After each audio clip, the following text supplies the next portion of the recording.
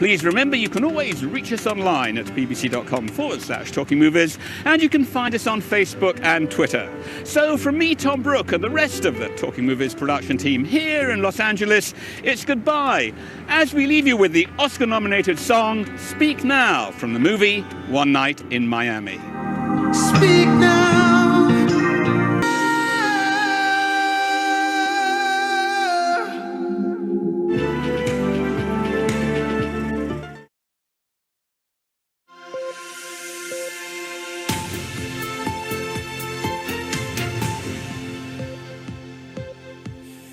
Good morning, welcome to Breakfast with Chris Mason and Sally Nugent. Our headlines today: hospitals overwhelmed, oxygen in short supply. India registers a record number of new coronavirus cases for a fourth day in a row. Pressure will be behind the scenes as Union Station prepares for a COVID-safe ceremony. First.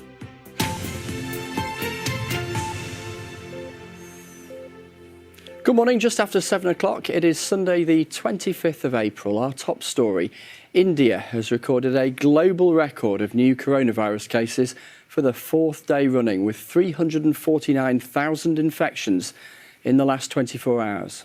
More than 2,700 people have died as overcrowded hospitals warn of dire shortages of oxygen. Here's Simon Jones. Patients continue to arrive at hospitals struggling to breathe, needing urgent treatment.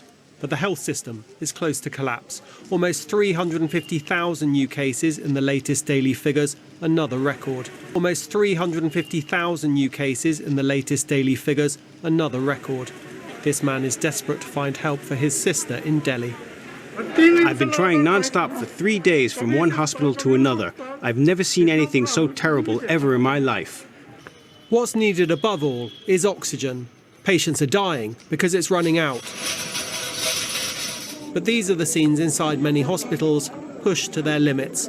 The World Health Organization says the situation in India is a devastating reminder of what coronavirus can do, and doctors are feeling the strain. It's an emotion of fear, of frustration, and a fear of helplessness, because how much ever we try, at some point, we just cannot do our best because there is a shortage of oxygen, shortage of ICU beds, and shortage of medicines. At this plant in the state of Uttar Pradesh, hospital staff are among those queuing up, trying to get supplies of oxygen.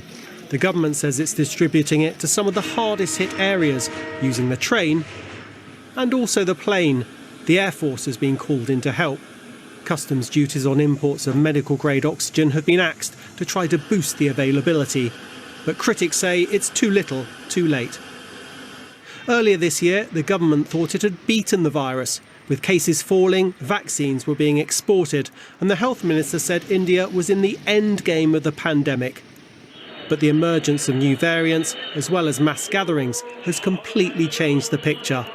The US is promising additional support to India to tackle what it's calling an horrific outbreak. With record numbers of new cases and deaths, there will be many tough days ahead. Simon Jones, BBC News. Well, let's get some more on this now. Davina Gupta is in Delhi this morning, where hospitals continue to struggle with this latest surge. Davina, what is happening there now?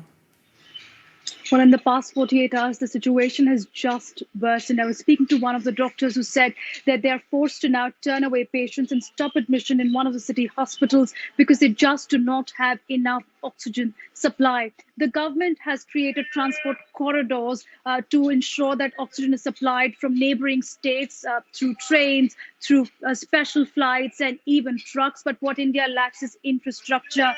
The smaller cities are facing a severe crisis as well, and that's why India is asking for global help.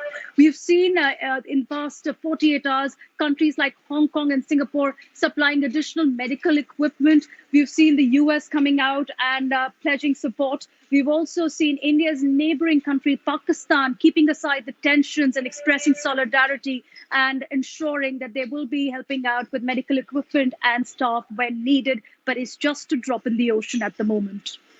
Davina, thank you very much indeed. Labour is calling for a senior minister to face MPs' questions over allegations the Prime Minister. 7:10. Now, as we've been hearing this morning, hospitals in India say patients are dying because of dire shortages of oxygen as cases continue to surge. In the last 24 hours, the country has had almost 350,000 new infections. That is a global record for the fourth day in a row. More than 2,700 people have died in the same period, with some patients now being turned away from hospitals. Well, we're joined now by Dr. Atul Gogia, who is a consultant at the Sia Ganga Ram Hospital in Delhi. Good morning to you. Thanks for your time. How are things? Paint a picture for us. The statistics sound so grim. Yeah, good morning. Well, as you've been hearing, things are tough around here because the numbers are huge. We have a big surge over the last couple of weeks. The numbers are really rising. In the capital only, we are seeing close to 25,000 fresh cases almost daily for the last few days. The hospitals are chock-a-block full. The emergencies are full. Everybody is working 24/7. The staff is on. We are fighting for oxygen beds. We are fighting for oxygen supplies to be continuous. We have a patchy oxygen supply as of now. And it is a tough and harrowing time for the patients and the families and the medical staff. Is the simple truth that people are dying because you don't have sufficient oxygen? It's basically that we do not, it's both. We do not have hospital beds which are going to cater to these kind of numbers which are there. So there are no oxygen beds also. And as I said, the supply is very irregular. It is on hourly basis or so that the supply is there. So every few hours, we have to request to get more and more oxygen. Unless and until we have a continuous supply of oxygen, it becomes very difficult for us to be confident of managing the patients. Was this in any way avoidable? Could preparations have been made to avoid this situation? Given the scale of the surge, this was always going to be a huge challenge. But as far as, for instance, the provision of oxygen is concerned? I think nobody actually, decided or could figure or, come to a decision as to we would have these big numbers. Nobody had ever thought. So probably the calculations went wrong for all of us, that the numbers will be so large that we won't be able to manage. Probably that is what went wrong, that there was a huge surge and we were taken on the back foot. We didn't have the kind of infrastructure to cater to these kind of surge, which is we're seeing. So that is right. We have to gear up now, unless and until we want to lose against it. We've heard the Indian government saying it wants to make it as easy as possible for additional oxygen supplies, for instance, to be brought into the country. Are you seeing any evidence of that? Are you remotely optimistic that things can improve?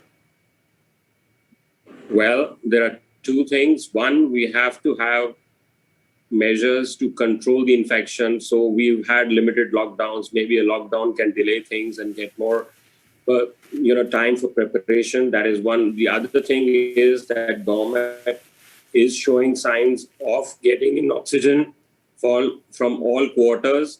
And for the last one day, there has been some supply, but still we need more. We still are lacking. So we need more.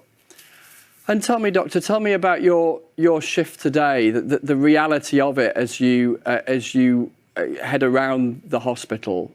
Paint a picture for us as you do your ward rounds. So I would tell you, in our special hospital, we have more than 500 COVID patients, and most of them are moderate to severely ill. Most of them are requiring oxygen in some form or the other. So most of the people are working at least 10, 12 hours a day. And all my team members, my colleagues, juniors, as well as the nursing staff, they are all on the job round the clock. So shifts are like at least 8 to 12 hours, depending on the workloads, as more and more healthcare workers are getting infected. So the pressure comes on to the one who are uninfected. So we have to double up for them because they are ill. So it is a difficult and humongous job physically, mentally, and emotionally. We are all feeling that, and there are, stress levels increasing among the healthcare workers because the work schedule and the workload is quite a bit. Is this the biggest crisis in healthcare in India that you've witnessed in your career? Yeah, it's been 20 years or so I've been into this profession, and I've never seen this kind of a crisis situation, and I hope that nobody else sees it and we never see it again, because the kind of numbers are there, the lack of infrastructure we are facing, the supplies, and the physical stress, because it's a highly contagious illness. So the healthcare workers are also getting infected. So it is acting as a double whammy, as well as having problem from the manpower as well as the supplies. So it is a very, very difficult scenario. Well, we're really grateful for you spending a few minutes with us this morning, and we wish you the very best in the coming days and weeks. Thank you for your time. Thank you so much. And of course, we will bring you the very latest throughout the morning here on BBC Breakfast. 16 minutes past 7. Let's check in with Ben with a splash more understated, given all things corona. Yeah, it gets underway tonight, and while nominees are allowed to attend in person, strict social distancing rules will, of course, apply. Our North America correspondent, Sophie Long, has been finding out how it will all work. Like COVID tests, vaccine and quarantine, and the ceremony itself is being held in a train station. Not just any train station, Union Station, an iconic landmark in the movie capital of the world. Union Station is a life breath in so many ways. It's a story of Los Angeles in so many ways. And it's featured in more than 200 Hollywood movies. The list is huge, but a few stand out. Union Station, where Union Station played a train station. They played it in Chicago, but nonetheless, it's our station. Then you come to something as recent as Dark Knight Rising, the Batman trilogy. The way we were, you look for Union Station in that movie, you will find it. Supporting roles or leading lady, she fills the bill. So this is where the magic will happen. The vast majority of the ceremony will take place right here in person. There'll be no Zoom calls, and there's a dress code. There's been a very clear no thanks to sweatpants. Buzz is building. Oh, the finale is going to be sensational, and we're building to it now. You feel it. When you see the transformation of what's happening inside the station, and the wild anticipation you feel, your heart quickens because it's so good. Sophie Long, BBC News, not in Hollywood, but downtown LA. It's good, doesn't it? So it's going to be like a film, basically. It's going to be a story with a script. Yeah, which kind of makes sense because everyone's watching it on screen, or most people are watching it on screen rather than physically being there. But no one knows what's going to happen. Jeopardy. Jeopardy. I want news, I want science, I want facts, giving me the information so that I can make up my own mind. The World Service definitely keeps people informed, and I love it. Bringing the world closer, the BBC World Service.